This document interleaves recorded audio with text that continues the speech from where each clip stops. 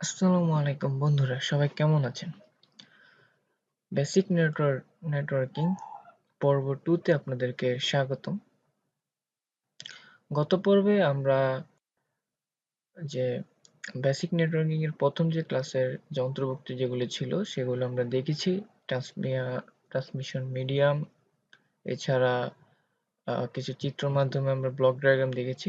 তো সেই ধারাবাহিকতা আজকে আপনাদেরকে দেখাবো ব্যান্ডউইথ এবং ডাটা রেট, এবং আরেকটি টপিক নিয়ে আলোচনা করব, সেটাও একদম বিস্তারিত। সেটা হচ্ছে কমিউনিকেশন মোডগুলো।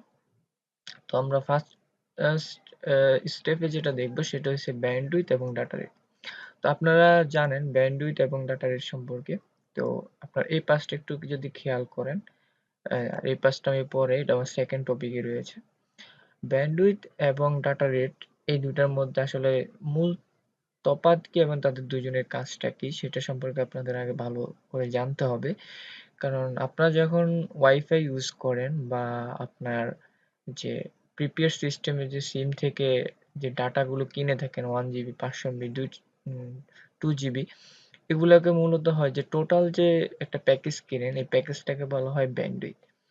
আপনি মনে করেন একটা ওয়াইফাই থেকে আপনার আইএসপি থেকে 1 Mbps 500 টাকা দিয়ে নিলেন। এই যে 1 Mbps, এটা হচ্ছে যে প্যাকেজ, এবং আপনি যে দৈনিক যে ডাউনলোডটি করতেছেন এবং দিন শেষে যে মেয়াদ দেখবেন যে 2 জিবি ডাউনলোড করলেন বা 3 জিবি ডাউনলোড করলেন, সেটা হচ্ছে আপনার ব্যান্ডউইথ। এখন ডাটা রেট কি? ডাটা রেটটা হচ্ছে আপনি যখন ব্যান্ডউইথটা মানে যে ডাউনলোডটা করছেন 2 জিবি, এটা ফাইল মনে করেন, একটা ফাইল 2 জিবি ডাউনলোড করছেন। এই 2 জিবির মধ্যে যে ফাইলটা যে ডাউনলোডটা হচ্ছে, এটা কেবি নিয়ে হচ্ছে বা বিট নিয়ে হচ্ছে। মূলত কেবি নিয়ে হয়, কিলো বাইট। এই কেবিটাকে মূলত হচ্ছে ডাটা রেট বা ডাটা ট্রান্সফার। আপনাকে যদি আমি এই মুহূর্তে একটা ফাইল ডাউনলোড দিয়েছি, অ্যাডোবি প্রোডাক্ট, যেটা ফাইল সাইজ হচ্ছে 154 MB, মানে এটা হচ্ছে আমার একটা ব্যান্ডউইথ। ডাউনলোড এই পর্যন্ত যা হলো, ট্রান্সফার রেট দেখুন 240 থেকে 250 এর মধ্যে ডাউনলোড হচ্ছে। এখানে দেখুন কেবি, তার মানে বোঝাচ্ছে যে কিলো বাইট। এটা হচ্ছে আমার ডাটা রেট। ঠিক আছে? কারণ ডাটা রেট আপনার ফাইলটাকে ডাউনলোড করতে বা আপলোড করতে সাহায্য করে মূল ব্যান্ডউইথ থেকে। এখন আপনাকে আইএসপি যদি দেয় যে আপনি আজকের দিনে 2 জিবি ইউজ করতে পারবেন, এর উপরে ইউজ করলে পারবেন, আপনার মেয়াদ শেষ। সেই জন্য আপনি 2 জিবি পর্যন্তই আপলোড ডাউনলোড করতে পারবেন। আশা করি আপনাদেরকে বুঝাতে পেরেছি যে ব্যান্ডউইথ এবং ডাটা রেটের যে, এটা হচ্ছে মূল বৈশিষ্ট্য। আমরা যদি আরেকটু ডিপলি ফিউশন করি তাহলে হবে যে, আমরা যদি নেটওয়ার্কিং এর ভাষায় ব্যান্ডউইথটাকে একটু এক্সপ্লোর করি, তাহলে হলো যে একটি সিগন্যাল, মানে সিগন্যাল ফ্রিকোয়েন্সি সর্বোচ্চ এবং সর্বনিম্ন মানের মধ্যকার পার্থক্যকে হচ্ছে ব্যান্ডউইথ। এখন ব্যান্ডউইথটা হচ্ছে এরকম যে ফ্রিকোয়েন্সি হচ্ছে, আপনাকে আমি যেটা ফ্রিকোয়েন্সি সাধারণত বুঝে থাকেন যারা ডিপ্লোমা ল্যাবে পড়েছেন বা ফিজিক্স পড়েছেন, তারা ভালো ফ্রিকোয়েন্সি সম্পর্কে জানেন যে ফ্রিকোয়েন্সি আসলে কেমন। এটা একটা আপ ডাউন রয়েছে।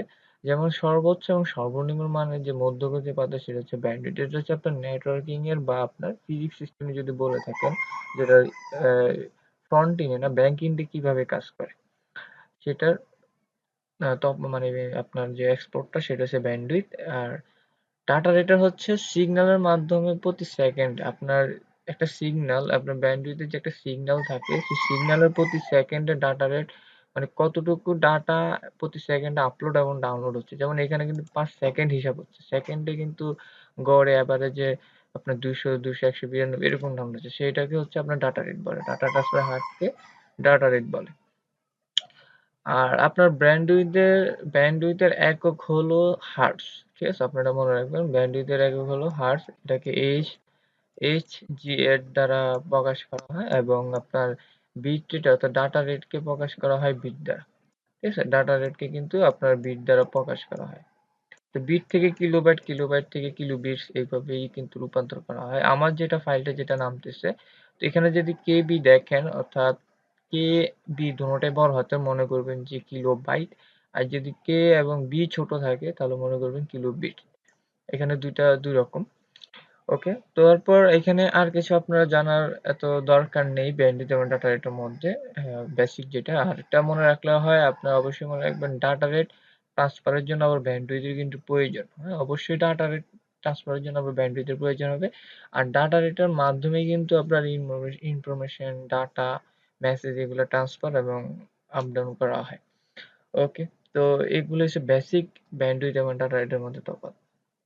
আশা করি বুঝাতে পেরেছি। এখন আমরা দেখব ট্রান্সমিশন অর্থাৎ কমিউনিকেশন মোড, যে আমাদের এই যুগে বা এই পৃথিবীতে এখন কোন ধরনের বা আগের যুগে যেগুলো চলতো, কোন মডেলগুলো, কোন মোডে কমিউনিকেশন গুলো হতো।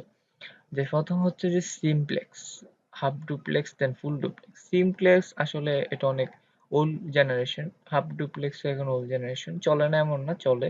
ফুল ডুপ্লেক্স এখন আহ, এই পৃথিবীতে, এই ওয়ার্ল্ডে এখন সবচেয়ে বেশি জনপ্রিয় যেটা, সেটা হচ্ছে ফুল ডুপ্লেক্স।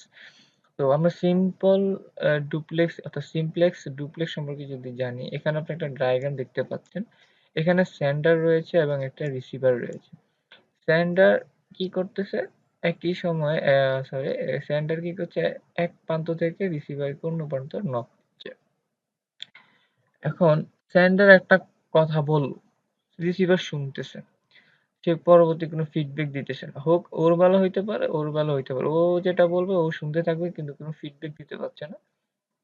সেটা হচ্ছে আপনার সিমপ্লেক্সের মূল উদাহরণ, যেটাকে বাংলা যদি বলি একমুখী।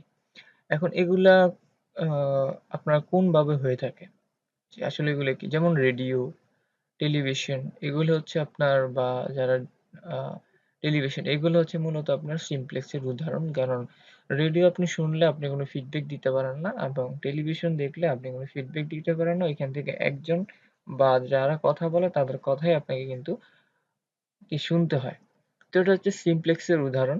এবং সেটাকে যদি আপনি নেটওয়ার্কিং ভাষায় যদি এক্সপ্লোর করতে চান, তাহলে হবে সিগন্যাল এক অর্থাৎ সিগন্যালকে এক স্থান থেকে অন্য স্থানে, এক টার্মিনাল থেকে বা অন্য টার্মিনালে আপনি যেভাবে বুঝতে পারেন, সিগন্যাল এক স্থান বা টার্মিনাল একই রকম বিভিন্ন পদ্ধতিতে পাঠানো হয়। এই যে পাঠানোর যে এই পদ্ধতিটাকে মনে হয় যে আপনার ট্রান্সমিশন মোড বলে থাকে, অর্থাৎ সিমপ্লেক্স বা সিগন্যালকে ট্রান্সমিশন মোড বলে থাকে। ঠিক আছে? আর যদি সিমপ্লেক্সের কমিউনিকেশনের কথা বলি, সেটা হচ্ছে আপনার যে কমিউনিকেশন ব্যবস্থার ডাটা সিগন্যাল এক স্থান থেকে অন্য স্থানে শুধুমাত্র একদিকে প্রেরণ হবে, যেটা আমি এই মুহূর্তে বলেছি, সেটা হচ্ছে আপনার সিমপ্লেক্স। আর এর আগেটা হচ্ছে ট্রান্সমিশন মোড কাকে বলে। ঠিক আছে? এখন হচ্ছে যে হাব হাব ডুপ্লেক্স। ঠিক আছে? হাফ ডুপ্লেক্স আপনারা ডায়াগ্রাম দিয়ে আসলে বুঝিয়ে গেছেন। হাফ ডুপ্লেক্স হচ্ছে যে আহ, উনি সেন্ডারও রিসিভারও, এবং যে রিসিভার হবে সেও রিসিভার এবং সেন্ডার। তো এরকম কি হয়, মানে সেন্ডার একটা কথা বললো, কথা বলার পর রিসিভার সেটা শুনলো, সেন্ডারের কথা শেষ, রিসিভার সেটা শোনার পর তার কথার ভিত্তি অনুযায়ী একটা ফিডব্যাক দিল, তখন সে আবার রিসিভার হয়ে গেল। তার মানে এটা কোন ক্ষেত্রে হয়ে থাকে, এটা হচ্ছে যে আপনি যদি আমি জাস্ট সিম্পল একটা উদাহরণ দিয়ে থাকি, সেটা হচ্ছে যে আপনার ওয়াকি টকির কথা যদি চিন্তা করেন, যারা পুলিশ বা বাহিনীতে গুলো আছে তারা ওয়াকি টকিটা বেশি ইউজ করে, তাদের একটা জোন আছে, এই জোনের মধ্যে যে কি করে একজন কথা বললে তাদের কন্ট্রোল রুমে আশেপাশে যাদের কাছে ওয়াকি টকিটা থাকবে তারা সবাই শুনবে, শোনার পর ওনার শোনার পর পরে যে কোনো একজন ফিডব্যাক দিবে। তার মানে এটা হচ্ছে আপনার হাফ ডুপ্লেক্স। উনি সেন্ডারও আবার রিসিভারও, আবার যে রিসিভার সে সেন্ডার। তারপর হচ্ছে ফুল ডুপ্লেক্স। ফুল ডুপ্লেক্স তো আসলে এখন এই যুগে কমন হয়ে গেছে, যেমন সে সেন্ডারও রিসিভারও থাকবে, বাট একই সময়ে দুইজন একবারে কথা বলতে পারবে। ও ওর কথা ইন্টারাপ্ট করতে পারবে, ওর কথা ইন্টারাপ্ট করতে পারবে। সাপোজ আমি ফোনের কথা বলতে যদি বলি, আমি আপনাকে একটা কথা বলতেছি, কথা বলার পর কি করলেন, আমার কথা শেষ না পর্যন্ত আপনি কিন্তু কাউন্টার দিলেন। তো সেটা হচ্ছে কি ফুল ডুপ্লেক্স, এবং কি আপনার কথার মধ্যে আমি কাউন্টার দিলাম, মানে এই ঝগড়ার মতো যে একটা ব্যবস্থা হয়ে যায়, কেউ কারোর কাছে ছাড় পায় না। এটাকে বলে যে মানে কন্টিনিউ যে কথাগুলো হয়ে থাকে সেটাকে আপনি ফুল ডুপ্লেক্স বলে। এটা হচ্ছে একদম জাস্ট সিম্পলি একটা উদাহরণ দিলাম আপনাদেরকে। ওকে, তো আশা করি বুঝাতে পেরেছি আপনাদের। তো আজকের টিউটোরিয়ালটা আজকে এতটুকুই রাখবো। সিমপ্লেক্স, হাফ ডুপ্লেক্স এবং ফুল ডুপ্লেক্স পর্যন্তই আজকে টিউটোরিয়ালটি। সামনের পর্বে আমরা ইনশাআল্লাহ ট্রান্সমিশন মিডিয়ার ক্যাটাগরিগুলো দেখবো, যেখানে আসলে ক্যাবলিং যেটাকে বলে, ক্যাবল সম্পর্কে জানবো। তো সে পর্যন্ত সবাই সুস্থ থাকবেন, ভালো থাকবেন, ধন্যবাদ।